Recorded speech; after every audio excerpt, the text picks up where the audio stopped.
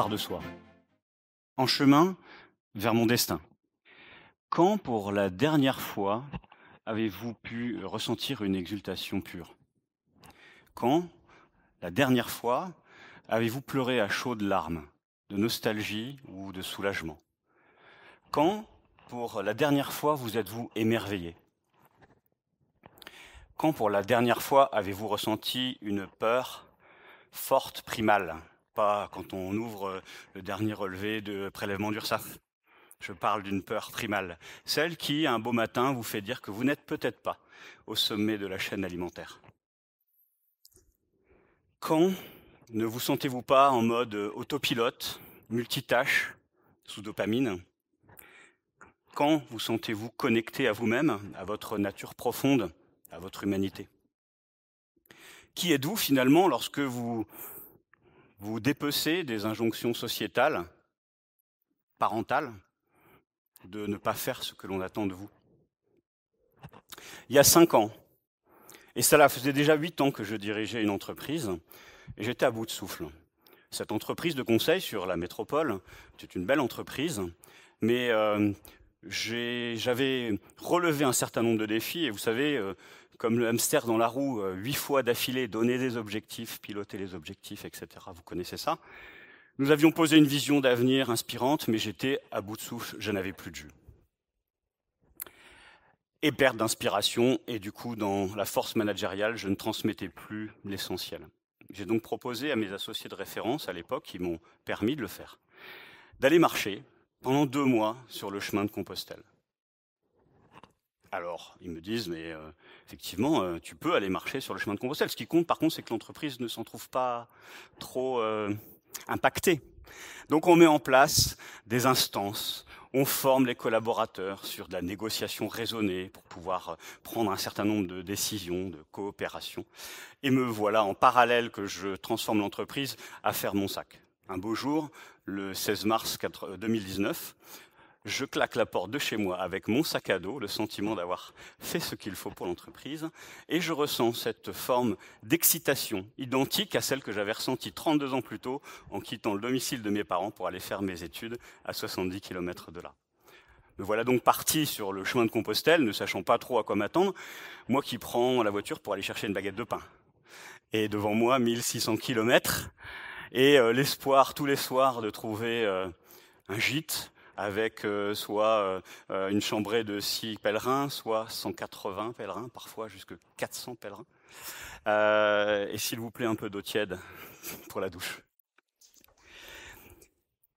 Cette peur mêlée d'excitation me conduit donc le 10 mars à recevoir la bénédiction des pèlerins dans la cathédrale du Puy-en-Velay. Et un groupe de 10 personnes m'accompagne ce jour-là. On est un peu en décalé dans le timing, dans la saison plus exactement. Et dans ces 10 personnes, il y a 4 baraquets et 4 femmes et un gringalet et moi-même. Je me situe ni dans les baraquets ni dans les gringalets. Et je découvre au fur et à mesure de la marche qu'une de ces 4 femmes n'est autre que Seranates. Vous ne connaissez peut-être pas, je ne la connaissais pas à l'époque, Serran, est déléguée socialiste du gouvernement berlinois, mais elle est aussi une des 3 imams au monde à avoir créé non seulement une mosquée, mais une mosquée libérale qui accueille tous les courants religieux et les LGBT. Et donc, au bout de quelques jours de marche, je me rends compte que les 4 baraquets sont en fait des services secrets allemands qui la protègent, parce qu'elle a 3 fatwas sur la tête. Et moi, avec mon petit sac à dos et mon aventure qui démarre, j'ai des discussions improbables avec cette femme. Et un jour, à table, je m'assois et je lui dis, écoute Serran, je suis désolé, je te connais pas, tu peux me raconter ton histoire? Elle me dit, écoute, c'est simple, ma famille d'origine turque a 6 ans déménage en Allemagne.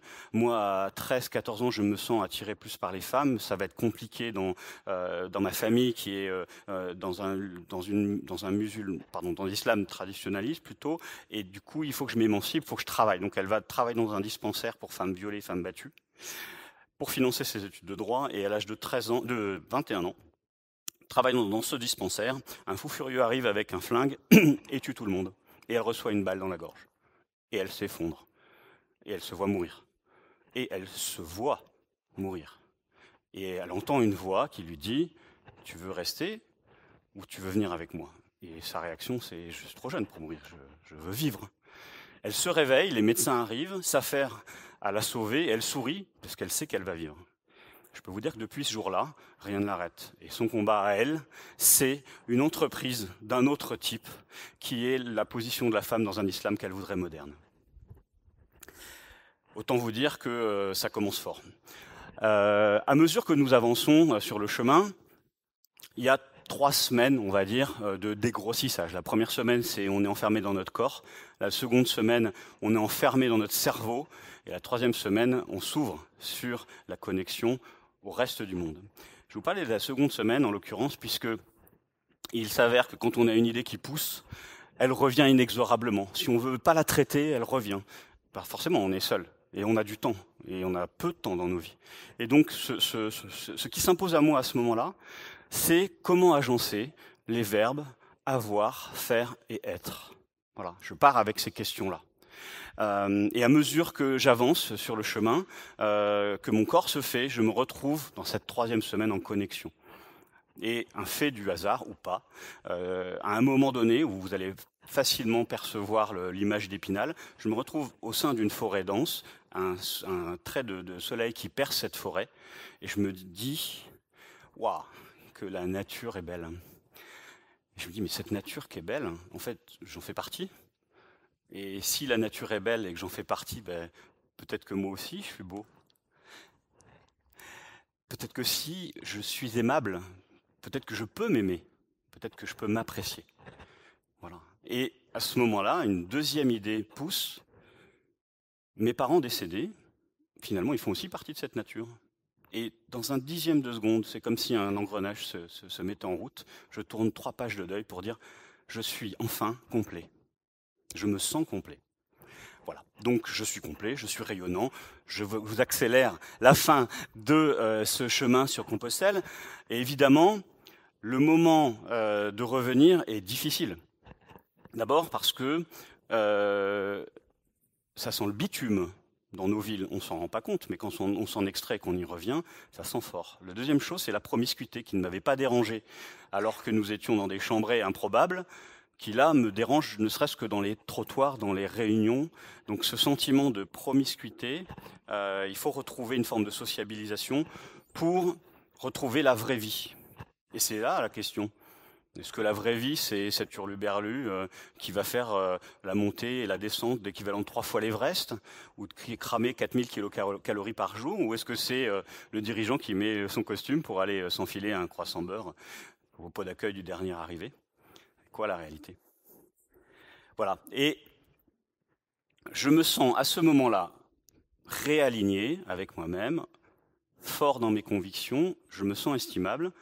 Et vous savez, c'est pas vous que je vais le dire, mais on dirige une entreprise comme on est.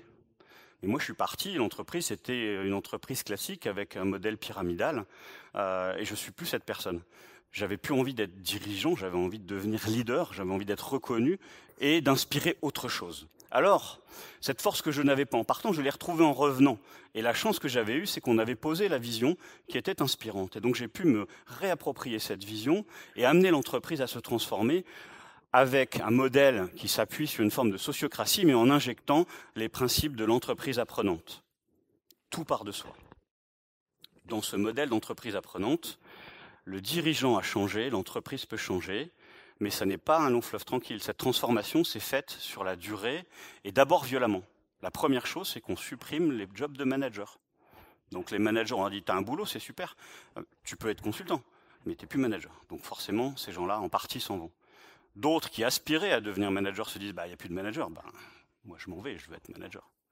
Voilà. Et enfin, il y a tous les collaborateurs qui recevaient régulièrement ce que moi j'appelais la béquille managériale, vous savez, une forme d'infantilisation dans la relation, pas ce qu'il fallait faire, et pour autant, bah, ceux-là aussi se retrouvaient démunis par rapport à ce qu'on offrait avant.